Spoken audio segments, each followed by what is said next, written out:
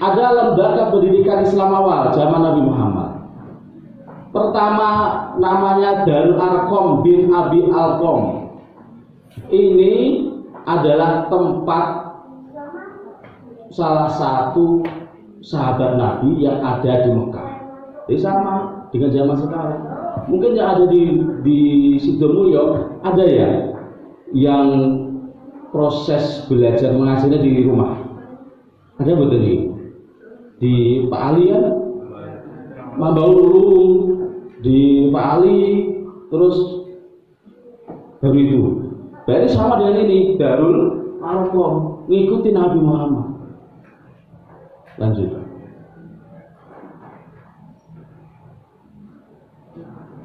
Selanjutnya namanya kutab. Jadi pertama di rumah, yang kedua kutab. Kutab itu lebih kepada gedung, punya gedung sendiri. Itu kutab. Sidomulyo yang punya gedung mana aja Pak? Baru satu ya. Ya muka-muka nular yang lainnya Pak. Muka-muka nular yang lainnya. Ini namanya kutab. Yang ketiga, lanjut. Masjid, ini rata-rata. Masjid itu dilakukan oleh Rasulullah itu kapan? Ketika Rasulullah itu sudah hijrah ke Madinah. Masih di Mekah nggak bisa. Bagaimana secara politik Mekah itu masih dikuasai kafir Quraisy, maka tidak bisa melakukan kegiatan KBM itu di masjid. Setelah hijrah ke Madinah, baru Rasulullah itu kemudian mempusatkan semua kegiatan pendidikan agama dan apapun itu ada di masjid. Berarti jenengan sing menempatkan TPQ di masjid ini ikuti sunnah Nabi. Nah, semuanya kan ada sunnahnya ini. Sing di rumah ya namanya Darul Arqam, yang di gedung namanya kutab, di masjid bersama masjid nih. Oke lanjut. Oke.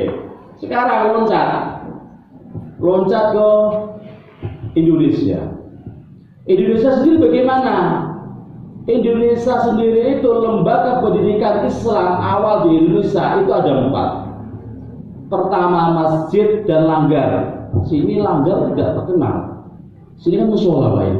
Sini musola, langgar itu biasanya daerah Pantura. Langgar. Jarang masjid lah. Karena masjid itu jalan satu kamu satu. Sini kan hampir perjuko. Ada masjidnya. Sono musola di sono hampir sama sini masjid. Besar-besar. Karena saya orang Demak. Jadi tempat saya itu musola. Sini nganggep deh masjid. Dulu di situ di masjid dan langgar. Kalau masjid dipakai untuk sholat Jumat, langgar untuk sholat maktubah. Kita lanjut yang kedua. Ini bahasa Aceh ini, menasah rangkang dan daya. Menasah itu pada dasarnya berasal dari kata madrasah.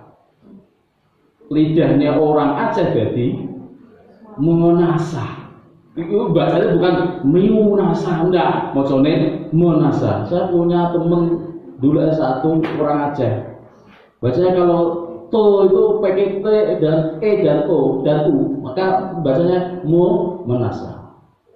Monasa di Aceh zaman itu waktu kerajaan Samudra Pasai.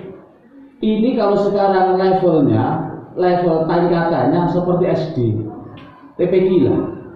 Jadi ngajar Quran, baca Quran, tulis menulis itu menasah. Setelah menasah selesai, baru naik ke tingkat namanya rangkang. Misalnya kalau di sini TPQ munggah itu ke Madin nanti munggah lagi. Rangkang itu kalau sekarang istilahnya SMP, levelnya SMP. Jadi setelah dia baik baca Quran, kemudian levelnya munggah.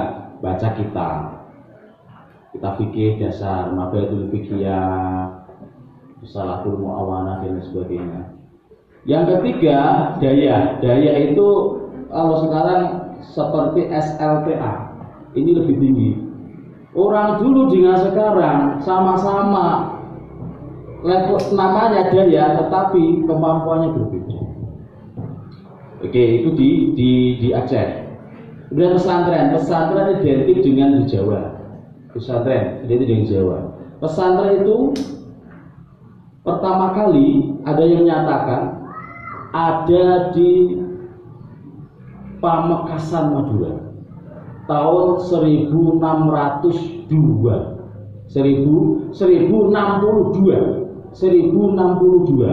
itu pesantren pertama kali di Pamekasan, Madura. Ada yang menyatakan pesantren itu mulainya zaman Wali Songo. Ada yang menyatakan zamannya Sultan Agung. Pesantren. Kemudian yang keempat surau. Surau itu sini apa namanya? Langgar. Lebih ke langgar. Surau itu pada dasarnya itu adalah tempat untuk ibadah orang Hindu. Jadi sana kalau sekarang pura lah ya, pura di Sumatera Barat ini. Karena Islam masuk, kemudian ada akulturasi budaya. Suro yang awalnya itu sebagai tempat penyembahan nenek moyang, arwah nenek moyang, kemudian dijadikan tempat sholat dan pendidikan agama. Lanjut Pak. Nah, terus Madin TPQ. Madin itu sebenarnya imbas dari adanya pesantren. Kalau pesantren rata-rata orang itu dari luar mungkin di situ, tapi orang di sekitar pesantren kepingin ngaji, belajar agama, tidak mau mondok, tidak mungkin. Oleh karenanya alternatifnya didirikan Madin. Biasanya sore. TPQ itu mulainya tahun 1986 di Semarang.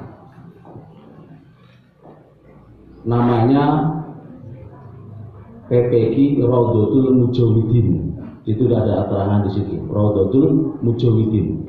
Kemudian 2 tahun berikutnya berdirilah TPQ yang diperkasai oleh AMM, Angkatan Muda Masjid dan Musolah Yogyakarta. Sana bapak-bapak, ibu-ibu di AMM itu masya Allah manajemennya luar biasa. Salah satu, kalau nggak tahu kalau diterapkan di situ Mulyo, sini Syahriah enggak, jenengan itu naik betul setiap bulan santri-santri. Sebagian dia pinten Pak, rata-rata saya ikhlas sih 10.000 gitu. Niku mun lancar mboten. Soal itu mboten. AMM Yogyakarta itu santri satu setiap bulan berapa? 100.000. 100.000 Pak. Jadi gurune yo alhamdulillah. Kan semangat nggih. Kira-kira bulanane gurune nggih amplop untuk kantor kan semangat Pak. Ya insyaallah, gitu. Karena kita pernah studi banding dulu 100.000. Next.